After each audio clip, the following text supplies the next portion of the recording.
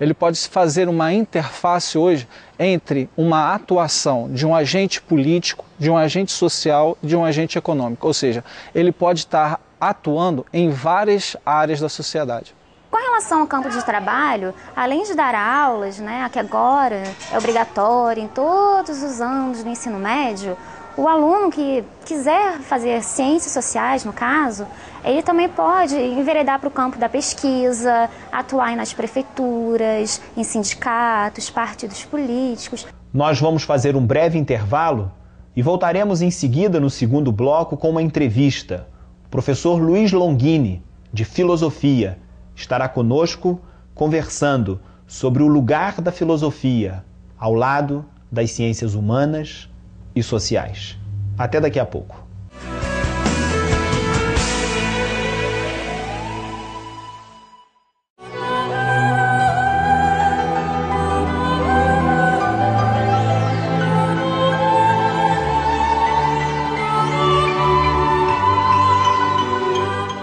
No Educandário Miosotis, você tem um encontro com a arte e o esporte. Um encontro com a liberdade e a alegria de viver. Venha conhecer o Miosotis, porque os tempos mudaram. A Gigalink supera a crise, aumenta a velocidade e cai os preços. E lá vem a Gigalink. É muito mais velocidade por muito menos dinheiro. Não me aborrece, menino. Diz como é que funciona. Seguinte, plano de 500k por apenas R$ 31 por mês. E tem plano mais rápido que esse aí? São vários planos novos para você escolher. E internet de alta velocidade, muito mais estável. E custando só um trocadinho. Gigalink 3512-2000.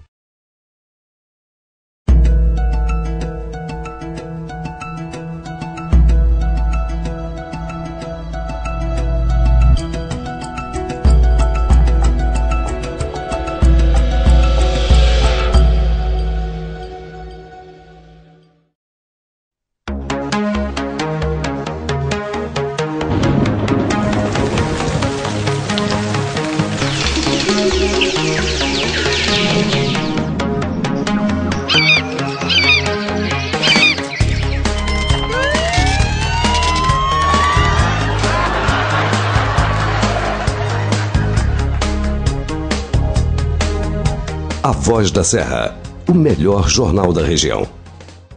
O seu negócio ainda não tem um site na internet? Você não está satisfeito com a homepage da sua empresa? Sua página não é visitada por ninguém? A FreeWeb tem os profissionais mais habilitados e as melhores tecnologias para fazer da sua empresa um sucesso na internet. Ligue 2566-5283 ou acesse freewebdesign.com e conheça as vantagens de fazer o seu site com a nossa equipe.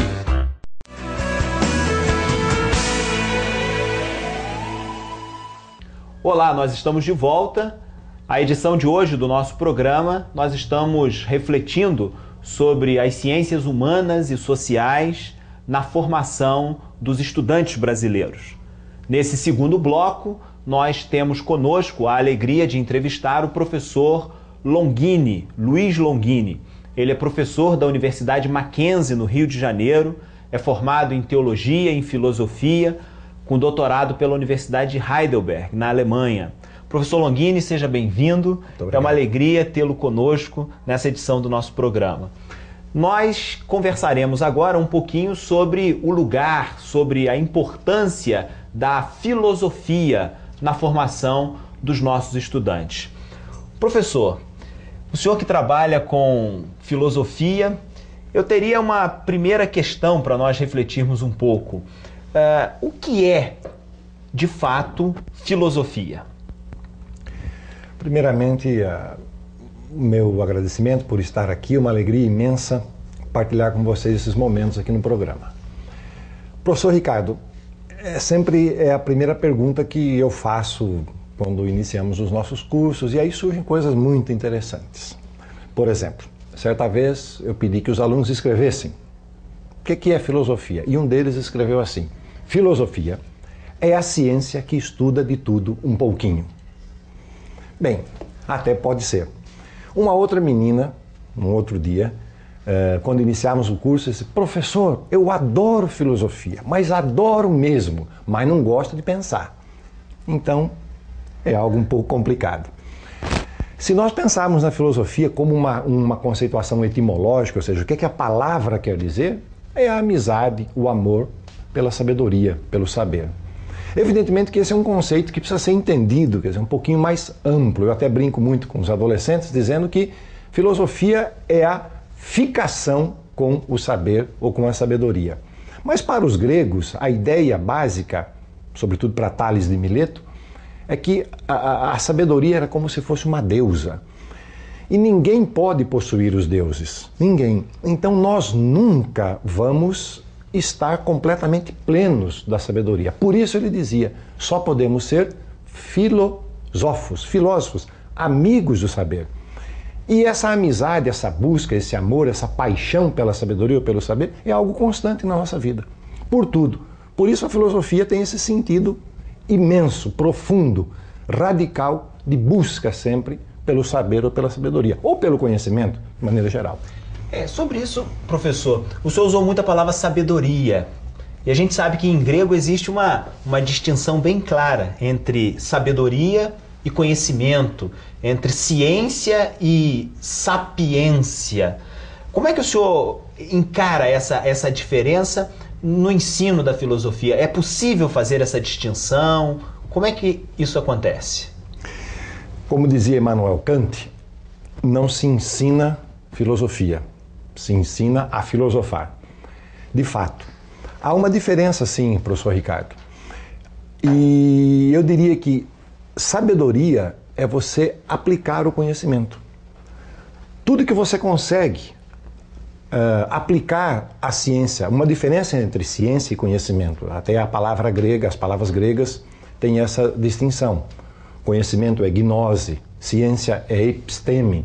Então, a partir daí, nós temos que entender que, por exemplo, é possível haver conhecimento sem ciência, mas não pode haver ciência sem conhecimento. Como nós conhecemos? Conhecemos desde criança, através dos sentidos. Por isso que a filosofia tem um papel muito importante, porque para a filosofia é preciso pensar nas teorias do conhecimento ou nas teorias da ciência. E a partir daí você conseguir problematizar qualquer tipo de conhecimento, desde o chamado conhecimento do senso comum, que todos nós sabemos o que é isso, se hoje vai chover, se alguém tem dor de cabeça, toma uma cibalena, um comprimido, enfim. A sabedoria, o conhecimento do senso comum, importante, de onde nós damos o salto, ou seja, de onde nós damos uma plataforma para nós construirmos todos os outros tipos de conhecimento de maneira crítica. Por isso a filosofia é importante. É um pensar, um saber crítico. Professor, o senhor fez um comentário que me chamou bastante atenção sobre ser a sabedoria aplicação do conhecimento. Isso me faz lembrar algo relacionado a valores, a capacidade que nós seres humanos temos de fazer juízos de valor, de fazermos opções ao longo da nossa caminhada. É uma palavra que hoje em dia está em muito uso, não é, no nosso meio, que é a questão da ética. Eu queria que o senhor falasse um pouquinho sobre essa relação entre filosofia e ética. Perfeito. Quer dizer, a ética, ela é, na realidade, como se fosse um capítulo, um departamento dentro da filosofia, né? A ciência do bem comum ou uma reflexão sobre a moral, tudo isso. E aí, professor Ricardo, vai exatamente no sentido que eu disse. Então vamos lá. A sabedoria é eu aplicar esse conhecimento, mas quando eu falo aplicar, é o sentido de realmente de aplicar, valorando, criticando, etc. Um exemplo. Descobrimos a anestesia, né? Ou seja, que um desenvolvimento do conhecimento. Um tempo na nossa sociedade não tínhamos anestesia, imagina, extrair dente, fazer operação. Ok. Esse princípio científico dessa descoberta é maravilhoso. Houve um conhecimento, a sabedoria, a aplicação. E aí, se esse conhecimento não está submetido às questões éticas, ele extrapola. Aí as pessoas usam o princípio da anestesia para fabricar drogas. Inventamos o avião.